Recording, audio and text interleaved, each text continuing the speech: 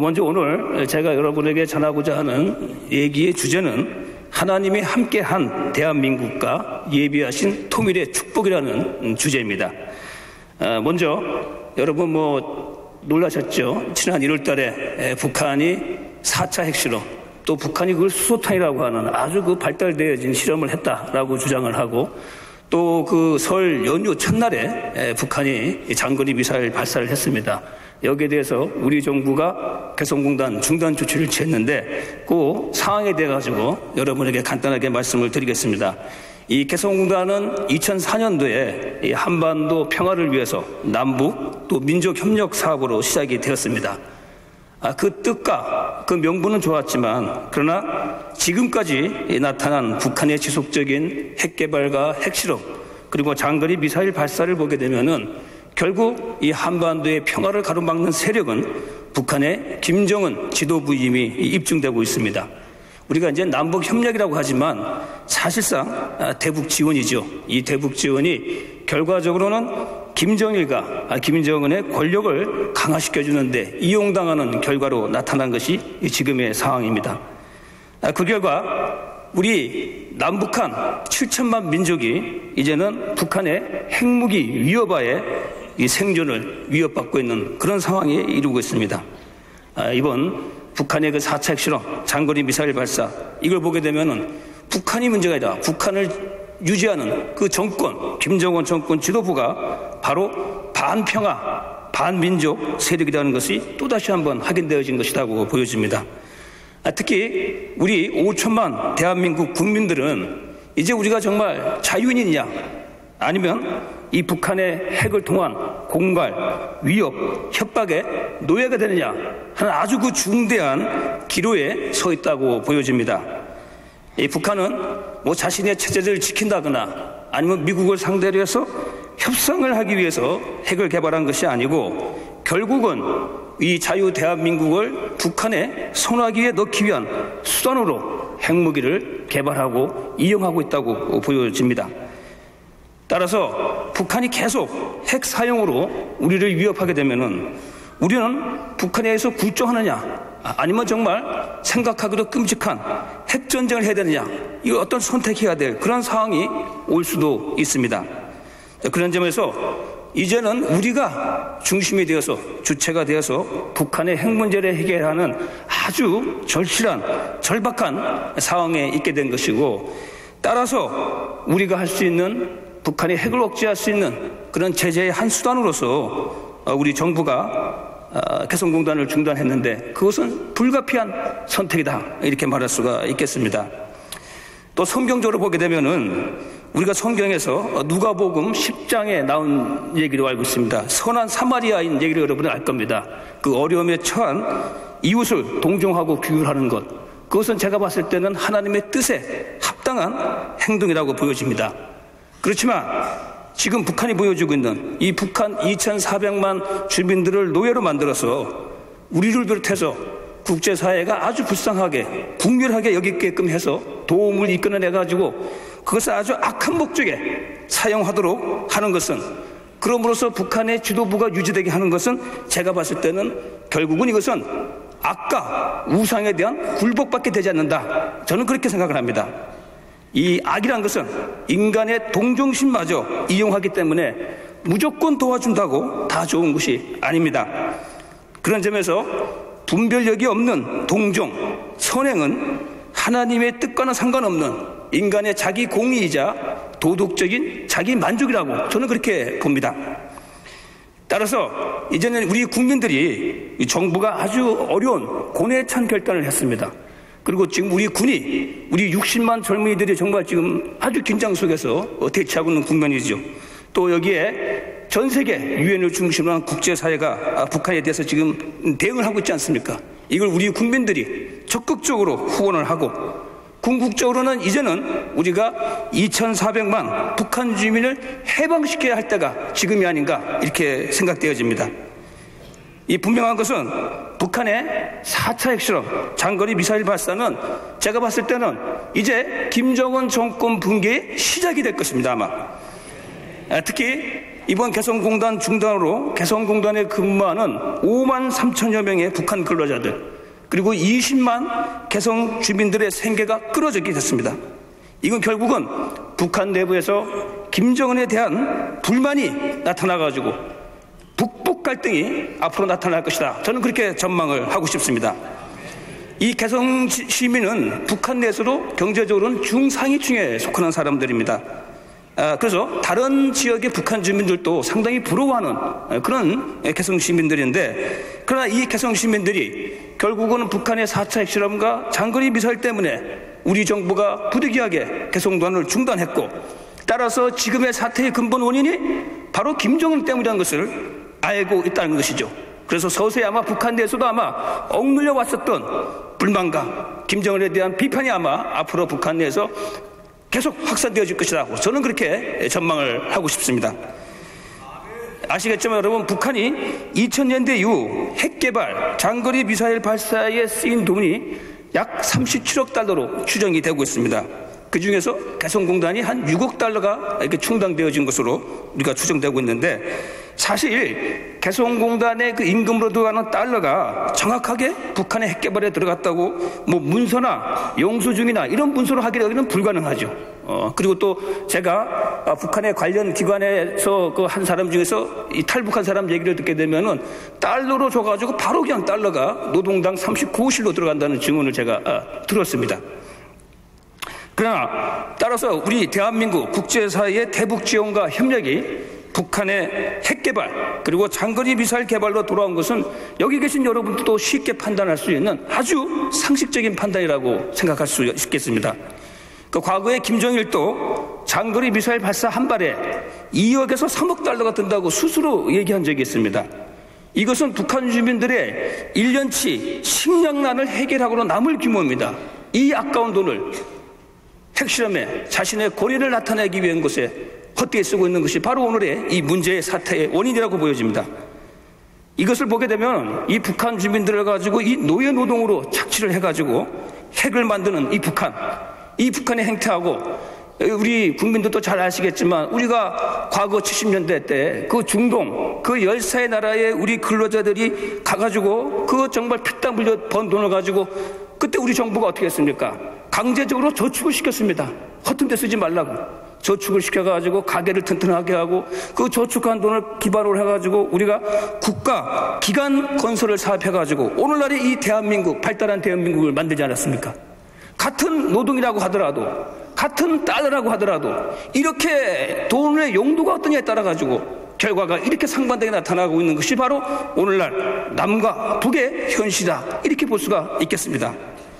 그리고 지금의 국제 정세를 보더라도 이 북한이 이렇게 4차 핵실험하고 장거리 미사일 발사하는 거는 자신들이 자꾸 이제 코너에 몰리니까, 또 김정은의 어떤 자기 지도력을 가시하기 위해 가지고 자꾸 이 동북아시아를 가지고 싸움을 시키고 이간질을 시키고 이렇게 해가지고 결국은 뭡니까? 아주 냉전식으로 이렇게 구도로 만들어 나가려 하는 대립과 갈등을 만들기 위해 가지고 의도적으로 이렇게 이간질한다, 이렇게 보면 쉽게 이해가 될 것입니다.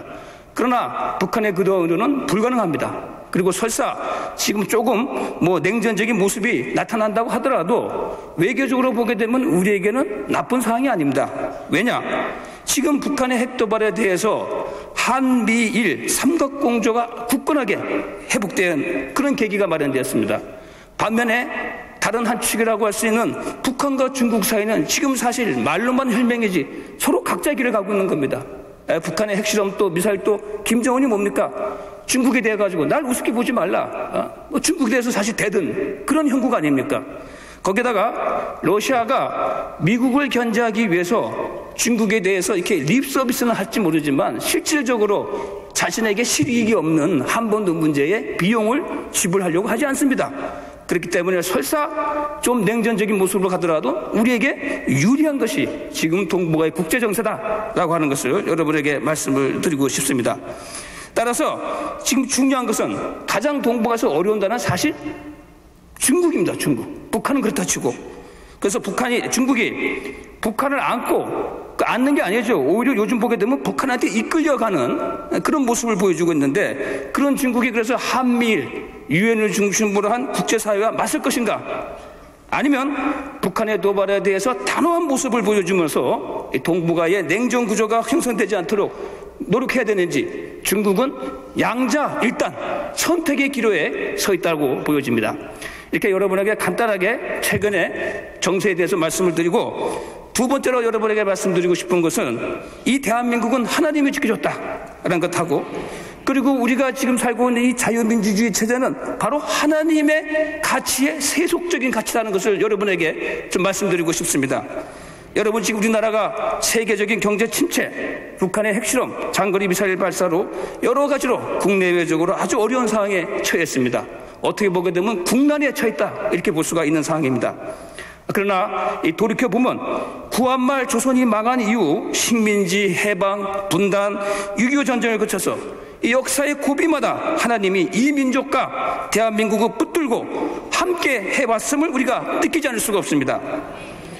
모세의 강야 40년 노정처럼 지난 1905년 을사늑약으로 우리가 일제 외교권을 빼앗긴 이후에 사실상의 식민지가 돼가지고 40년 만인 1945년에 우리가 해방을 맞이하지 않았습니까?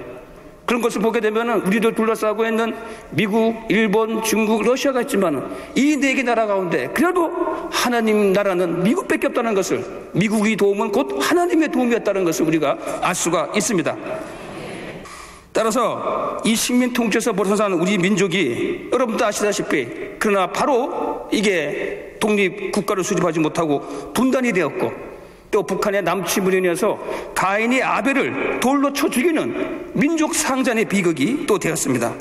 그러나 이 절대절명의 위기에도 하나님의 도움이 있어서 세계 역사에도 사례가 없는, 그리고 유엔 역사에도 그 사례가 없는 전무후무한 전 세계 16개 연합군들로 구성된 유엔군들이 와서 우리를 도와줬고, 또 50여 개 국가들이 우리를 적극적으로 지원 도와줌으로써 이 자유 대한민국이 망하기 일보 직전에 다시 살아나게 되었던 것, 여러분이 다 아는 사실 아닙니까? 그 북한군에게 밀려가지고 낙동강만 남겨놓은 1950년 7월의 어느 날, 이 낙동강 전선을 돌파하기 위해서 꼭 필요한 연합군의 공습을 위해서 당시 임시수도 부산에서 이승만 대통령께서 목사님들에게 금식기도를 요청하지 않았습니까? 금식기도를 통해 가지고 그 장마 기간 중에도 기적적으로 청명한 날씨를 하나님이 허락해 주셔가지고 결국은 낙동강 전선을 뚫고 우리가 다시 반격할 수 있는 이런 기회를 만들어준 것도 역시 하나님의 보호하심이었다고 우리는 믿습니다. 이처럼 6.25 전쟁 때 하나님이 공산군의 침략에 맞서서 이 대한민국을 통해서 지켜주려고 했던 그 가치가 뭐냐, 이걸 우리가 분명히 알아야 되겠습니다. 물론 우리가 신앙적으로 성서적으로 알고 있는 내용도 있지만, 우리가 그냥 보통 사람도 또 알기 쉽게 얘기하면, 왜 하나님이 6.25의 그 어려운 속에서 대한민국을 신랄 같은 그 진짜 바람 앞에 촛불 같은 나라를 살려줬냐? 세속적으로 봤을 때 이것은 자유민주주의를 지켜주기 위해서입니다. 이 자유민주주의는 종교개혁 이후에 정치와 종교가 분리되어져서 나오는 하나님 가치의 세속적인 원리가 바로 자유민주주의입니다. 이것이 칼뱅의 자본주의 윤리와 함께 결합되어져 가지고 오늘날 자유민주주의의 체제의 근간이 되었던 것입니다. 그러니까 이 자유민주주의 체제의 시작은 하나님으로부터 비롯된 정치체제고 원리인 것입니다. 1688년 영국의 왕권에 도전한 영국의 명령혁명에서 나온 것이 바로 권리선언입니다. 이 권리선언이 오늘날 민주주의 의회 정치의 하나의 기원이 되었던 것입니다. 그리고 1789년 프랑스 혁명을 통해서 하나님 앞에 인간의 가치와 기본권을 규정한 인권선언이 나오지 않았습니까? 이 인권선언을 통해서 군주, 귀족의 신분이나 봉건적인 토지제도가 없어지고, 그리고 뭡니까? 인간의 기본권, 자유, 평등, 국민주권이 확립되어진 것이, 이것이 프랑스 혁명이고, 이것이 오늘날 자유민주주의 체제의 근본적인 또 가치가 되었던 것입니다. 그리고 1789년 미국이 영국과의 독립전쟁을 통해서 미합중국 헌법을 제정했는데, 여기서도 역시 뭡니까? 삼권 분립에 의한 양원제를 중심으로 해가지고 오늘날 미국의 민주공화주의, 자유민주주의 정치체제가 확립이 되었고, 이것을 통해서 미국은 역사상 최초의 하나님 나라로 건국되었던 것입니다. 이 자유민주주의가 파시즘과 나치즘과 군국주의가 2차 세계대전이 끝나고 공산주의에 승리한 것이 바로 하나님의 승리, 그 승리의 역사가 우리가 현실 세계에서 자유민주주의로 정착되어 발달해온 것을 우리가 분명히 알아야 되겠습니다. 그러나 우리가 이것은 세속적인 가치 관점이고, 여러분 다 아시겠지만 우리가 성서적으로 하나님 관점에서 보게 되면 이 참다운 자유는 사실 죄로부터의 해방입니다. 여러분, 요한복음 8장 32절에 있는 것처럼 진리가 너희를 자유케 하는 것이다. 결국은 예수님의 십자가 구원으로 완성되는 것이 인간의 완전한 자유라고 저는 생각을 합니다. 따라서 이 완전한 자유는 죄로부터의 자유고, 예수님의 십자가 구원으로, 십자가의 죽음으로, 또 우리는 그에 대한 믿음으로써 우리의 자유가 얻게 되는 것이다. 저는 이렇게 해석을 합니다. 따라서 이 종교적인 신앙과 또 분리돼서 나온 세속적 가치인 자유민주주의에서 얘기하는 세속적 가치는 사실 우리가 얘기하는 죄로부터의 자유가 아니라 어떻게 보게 되면 좀 계약적 자유, 법적 자유를 또 얘기하기도 합니다. 그러면서 자유민주주의를 비판한 사람들은 자유민주주의가 소유, 갖고 있는 것의 다가에 따라서 법이 자유가 보장된다 이렇게 비판하고 있는데, 그것도 사실은 틀린 말은 아닙니다. 그러나 자유민주주의가 바로 하나님의 뜻을, 가치를 바탕으로 한 세속적인 원리다라고 하는 것을 여러분이 잘 아셨으면 좋겠습니다. 세 번째로 말씀드릴 것은 반면에 하나님을 부정하는 공산주의와 북한의 오늘날의 수령 우상 숭배에 대해 가지고 여러분에게 말씀을 드리겠습니다. 잘 아시겠지만 공산주의는 하나님을 부정하고 인간의 본질을 물질로 봅니다. 또 자유민주주의 대신에 인민민주주의를 내세우고 있는데, 그 인민민주주의는 여러분 공산주의를 만든 칼 막스가 말한 계급 독재, 노동자 독재를 말하는 것입니다. 그러나 하나님을 부정하는 것은 악입니다. 시편 4절에 있는 것처럼 악인은 그 교만한 얼굴로 말하기를 야훼께서 이를 감찰지 아니하신다 하며 그 모든 사상에 하나님이 없다 하나이다, 이렇게 또 말하고 있지 않습니까? 이 공산주의는 인간을 물질로 보고 자유를 부정하고 평등을 우선하기 때문에 물질적 조건만 같으면 인간은 평등하고, 그 물질적 평등을 통해서 인간의 참다운 자유가 이루어질 수 있다, 이렇게 주장을 합니다. 그러나 그것은 하나님 관점에서 보게 되면 잘못이라고 저는 생각되어집니다. 먼저 인간은 어떤 점에서 평등하느냐? 죄인이라는 점에서 평등하다고 보여집니다. 그래서 제가 성경을 찾아봤습니다. 과연 성경에 평등이라는 단어가 있는 걸 찾아봤는데, 성경을 찾아보니까 성경에는 평등이라는 단어가 나타나지 않더라고요. 이 제가 찾은 것이 사실인지 아닌지 또 확인을 해봐야 되겠지만, 여러분도 한번 성경책을 한번 쭉 뒤져보십시오. 그 안에 그 어마어마한 성경 내용에 평등이라는 단어가 있는가? 저는 그래서 이렇게 해석을 했습니다. 인간의 평등은, 인간은 죄인이다, 이런 점에서 평등하다, 이것이 맞는 얘기다 이거죠. 예?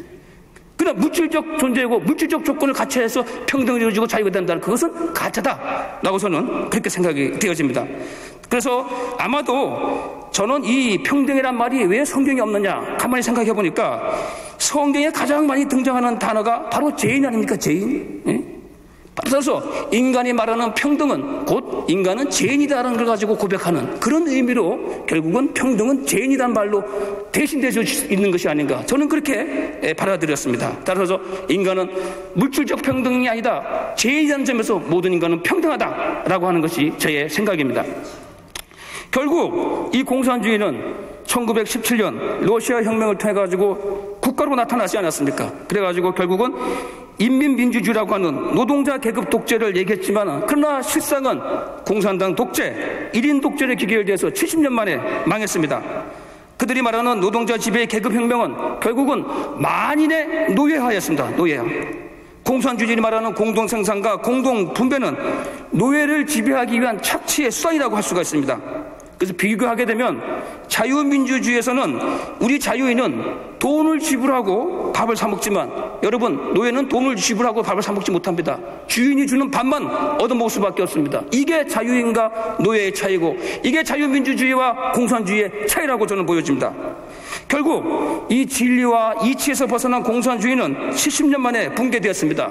그럼에도 불구하고 북한은 공산주의를 소위 인간 중심의 주체 사상으로 변형시켜서 수령을 신격화, 우상화하는 걸 통해서 아직 북한의 공산주의 체제, 사회주의 체제를 유지하고 있습니다.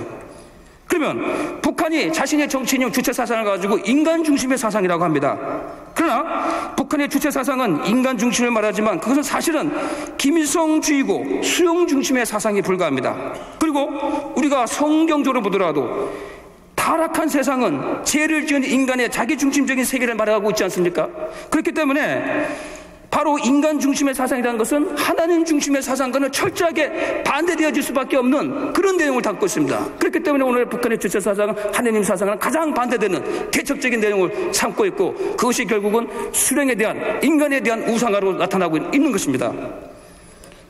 자, 그럼에도 불구하고 우리 사회 내에서는 이 북한이 내세우는 인간 중심, 주체, 우리 민족끼리 이런 어떤 감성적인 민족주의 혹은 반미, 민족공조 뭐 이런 그럴듯한 거기서 현혹되어 가지고 북한의 입장을 대변하고 이 자유민주주의를 부정하는 이 세력들이 정치, 경제, 사회, 문화, 교육, 사법부 등 우리 사회 곳곳에 침투해서 강범위하게 지금 활동을 하고 있습니다.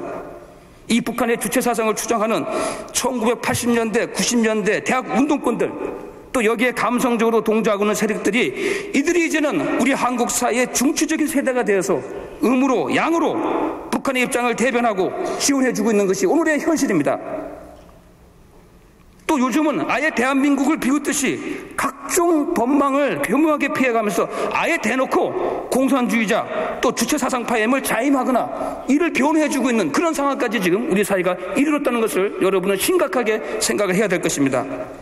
이 북한은 입만 열면 평화를 말하고 핵무기 개발도 결국은 미국과의 평화협정을 체결하기 위한 수단이다, 이렇게 주장을 하고 있습니다. 그러나 여러분, 평화는 두 가지가 있습니다. 하나는 뭐냐? 이 아이들이 아무 거리낌 없이 행동하고 장난치고 웃는, 그게 진정한 평화고, 다른 평화는 뭐냐? 억압과 강압 속에서 나오는, 공포의 속에서 나오는 바로 그게 또 평화입니다. 지금 북한이 말하고 있는 평화는 바로 공포의 평화입니다. 핵공포, 핵을 공갈을 통한, 위협을 통한 것이 북한의 평화입니다. 이 평화의 개념을 우리가 정확하게 구분을 해야 되겠습니다. 그리고 또한 민족, 북한이 얘기하는 민족 공조, 우리 민족끼리 얘기하지만 그 민족은 다름 아닌 김일성 민족, 태양 민족을 얘기하는 겁니다, 여러분. 김일성의 생일을 태양절이라고 하고 그 숭배를 강조하는 우상 숭배, 이게 바로 북한이 말하는 바로 민족의 본질입니다. 이걸 우리가 분명하게 구분할 줄 알아야 되겠습니다. 근데 이걸 모르고 혹은 알면서도 이 대한민국 국민과 또 순수한 아주 젊은이들을 현혹하기 위해서 입만 열면 평화, 민족, 사람 중심 이런 걸 얘기하는데 우리가 잘 구분을 해야 되겠습니다. 따라서 여기다 또 북한, 또 이 공산주의자들이 이용하기 쉬운 우리 사회 내에 또 적지 않은 지식인들이 있습니다. 그래서 우리 국민 한 사람 한 사람이 이 자유민주주의의 가치와 이를 지키기 위한 의무와 책임을 망각하게 되면은 이 자유민주주의는 오히려 공산주의의 서식처, 북한의 혁명의 도구가 될 수 있습니다. 이걸 우리가 반드시 깨달아야 되겠습니다. 특히 우리 여기 계신 여러분들은 영적 분별력뿐만 아니라 우리가 생활하고 있는 이 자유민주주의 일상체제, 자유민주주의 체제 안에 정치적 분별력도 함께 가져야 합니다. 그래서 저는 핵무기, 장거리 미사일보다 더 위험한 것이 우리가 이 정신적으로 혼미하고 영적인 분별력을 상실하는 겁니다. 오늘의 이 문제는 북한의 문제뿐만 아닙니다.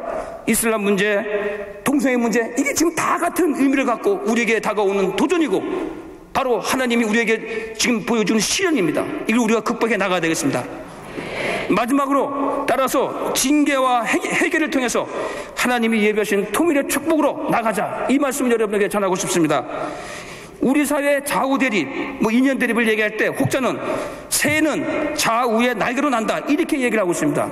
그러나 좌우의 날개로 나는 것보다 더 중요한 것은 그 새가 어리를 향해서 고개를 들고 하느냐 하는 목적이 중요한 것 아니겠습니까, 여러분? 우리가 신앙적으로라도 하나님의 목적을 벗어난 것이 바로 타락 아니겠습니까? 다니엘 11장 32절에 보게 되면은 그가 또 언약을 배반하고 악행하는 자를 계율로 타락시킬 것이나 오직 자기 하나님을 믿는 아는 백성은 강하여 용맹을 발휘다, 이렇게 또 말하고 있습니다. 따라서 이 좌우라는 용어, 또 흔히 우리 좌우로 가지고 진보, 보수 이렇게 또 표현하긴 하는데, 제가 봤을 때는 신앙적으로 정말 우리 사이의 진정한 진보는 어떤 사람이 진보냐? 우리가 죄인이라는 것을 아는 것이 진정한 진보고, 진정한 보수는 뭐냐? 바로 십자가의 구원을 잊지 않는 것, 이게 진정한 보수라고 저는 생각을 합니다. 이 대한민국의 이 자유민주주의, 대한민국을 지키겠다는 친대한민국을 표명하는 정치인이 없고 그런 정치 세력이 없는 것이 이 우리 정치에 아주 통탄할 만한 현실입니다. 어느 한 국가가 이 국가를 지켜줄 수가 없습니다. 정말 우리 친대한민국 국가에 대한 사랑, 여기에다가 우리는 여러분에게는 대한민국이 있고 또 대한민국 그 위에 하나님이 계시기 때문에 하나님을 믿는 우리는 친하나님, 친예수님을 선택해야 할 것이라고 생각되어집니다. 성경에 나타난 역사뿐만 아니라 인류 역사를 보더라도 하나님은 섭리사는 축복과 징계를 통해서 개인의 인생과 국가의 운명을 인도해 왔다는 것을 우리가 알 수가 있습니다. 이 하나님이 김정일이라는 이 막대기를 통해서 우리를 징계하고 있다고 보여집니다. 그러나 하나님이 우리를 징계하는 것은 참으로 우리와 이 대한민국을 사랑하기 때문이라고 생각되어집니다.